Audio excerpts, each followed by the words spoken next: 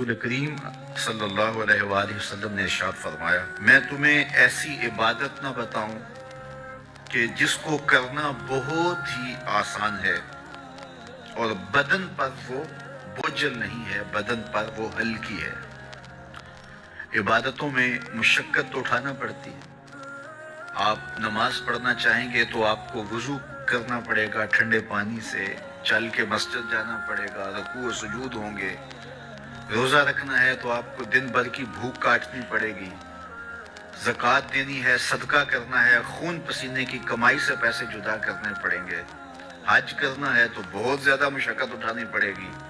جتنے بھی اعمال ہیں خیر کے، اچھائی کے، ان میں بہت زیادہ مشقت اٹھانا پڑتی ہے۔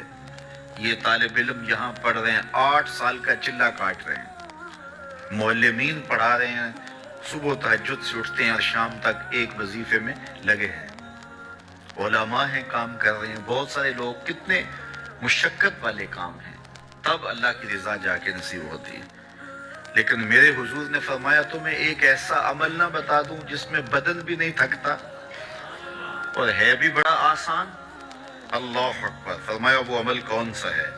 الصمت و حسن الخلق، خاموشی اور اچھے اخلاق۔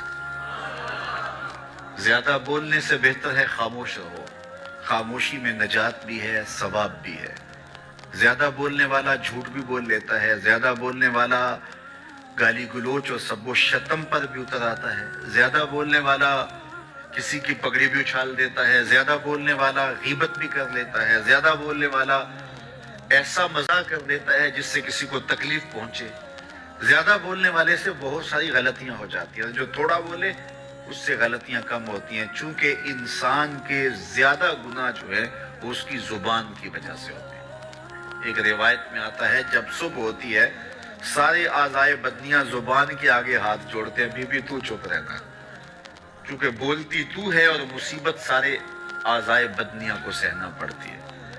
تو یہ زبان جو ہے اس کی وجہ سے زیادہ گناہ ہوتے ہیں، یا زبان کی وجہ سے، یا انسان کی عصمت کا جوہر جب لٹتا ہے تو پھر اس کے پلے کچھ نہیں رہتا۔ اس لیے میرے حضور نے ارشاد فرمایا، جو تمہاری 2 ٹانگوں کے درمیان اور جو 2 جبڑوں کے درمیان زبان، ان دونوں کی مجھے تم ضمانت دے دو، میں محمد تمہیں جنت کی ضمانت دے دیتا ہوں۔ تو فرمایا کہ میں تمہیں ایسا عمل نہ بتا دوں کہ جو بہت ہی آسان ہے، اور وہ کیا ہے؟ الصمت، خاموشی، وحسن الخلق، اور دوسری بات اچھے اخلاق، رویوں کی خوبصورتی۔ کسی سے ملو تو ہنس کے ملو، کسی سے بات کرو تو لہجے میں نرمی ہو، کسی کی عزت آبرو کا خیال رکھو، بڑے کا احترام کرو، چھوٹے پر شفقت کرو، مخلوق خدا پر رحم کرو، اللہ کی مخلوق پر شفقت سے پیش آؤ، رسول کریم کی امت پر رحم کرو۔ تو یہ ایسا عمل ہے جس پر کوئی مل بھی نہیں لگتا، قیمت بھی نہیں لگتی، بدن بھی نہیں تھکتا، لیکن نامہ اعمال نیکیوں سے بھر جاتا ہے۔ قیامت کے دن نامہ اعمال پر سب سے وزنی جو عمل ہوگا وہ حسن خلق ہوگا۔ حضور نے فرمایا کہ بیہودگی اور فحش کلام کرنا، یہ سب کچھ جو ہے، فرمایا یہ اسلام میں سے نہیں ہے، اور بہترین اسلام وہ ہے جس میں خلق اچھے ہوں۔ حضور نے ارشاد فرمایا کہ جو حسن خلق ہے یہ گناہوں کو اس طرح مٹا دیتا ہے جس طرح جو مصفہ پانی ہوتا ہے، اچھا پانی ہوتا ہے، وہ بدن سے میل کچیل اتار دیتا ہے، اور جو برے اخلاق ہیں وہ عمل کو اس طرح فاسد اور ضائع کر دیتے ہیں جس طرح شہد کے اندر سرکہ ڈال دیا جائے تو شہد صحیح نہیں رہتا۔ تو عمل اچھے ہیں لیکن بدخلقی ان اعمال کی بربادی کا سبب اور ذریعہ بن جاتی ہے۔ اللہ جل شانہ ہمیں معاملات کے اندر خوبصورتیاں نصیب فرمائے، رفق، نرمی نصیب کرے، معاف کر دینے کی توفیق نصیب کرے۔ رزق کمانے کے جو مقاصد ہیں وہ بہت سارے ہو سکتے ہیں، لیکن شریعت میں کاروبار کرنے کے، رزق روزی کمانے کے بنیادی مقاصد 3 ہیں۔ پہلا مقصد اپنے آپ کو سوال سے بچانا. دوسرا مقصد اپنے آپ کو حرام سے بچانا. تیسرا مقصد اپنی اولاد کی کفالت کرنا. یہ بنیادی مقاصد ہیں کہ جن کے لیے رزق کمانا، روزی کمانا ہمارے اوپر لازم ہو جاتا ہے.